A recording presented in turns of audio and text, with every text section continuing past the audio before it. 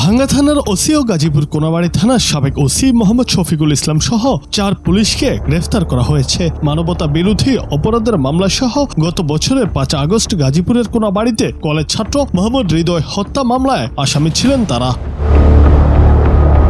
বৃহস্পতিবার ঢাকা মহানগর ডিবি পুলিশের একটি টিম ওসি সহ 4 পুলিশকে গ্রেফতার দেখিয়ে আন্তর্জাতিক অপরাধ ট্রাইব্যুনালে হাজির করে। পরে ভাঙ্গা থানার ওসি মোহাম্মদ শফিকুল ইসলাম, গাজীপুর জেলা গোয়েন্দা শাখার সাবেক পরিদর্শক ও 2 কনস্টেবল সহ 4 জনকে কারাগারে পাঠানোর নির্দেশ দেন ট্রাইব্যুনাল। আন্তর্জাতিক অপরাধ ট্রাইব্যুনাল আগামী মাসে তাদের বিষয়ে তদন্ত প্রতিবেদন দাখিলের তারিখ ধার্য করেছেন।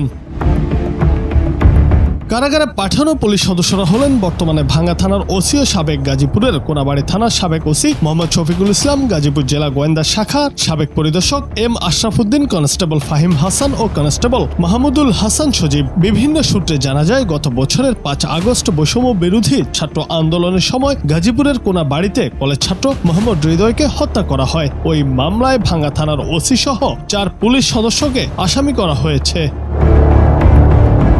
গাজীপুরে সংগঠিত হৃদয় হত্যা সংক্রান্ত মানবতা বিরোধী অপরাধের অভিযোগে গতকাল 27 ফেব্রুয়ারি ট্রাইব্যুনালে ডিবি পুলিশ কর্তৃক তাদেরকে হাজির করা হয়। পরে ট্রাইব্যুনাল ওসি সহ 4 পুলিশ সদস্যকে জেলে পাঠানোর নির্দেশ দেন। তাদের মধ্যে ফরিদপুর ভাঙ্গা থানার ওসি শফিকুল ইসলাম আছেন। তিনি বৈষম্য বিরোধী ছাত্র আন্দোলনের সময় গাজীপুর ডিবিতে কর্মরত ছিলেন।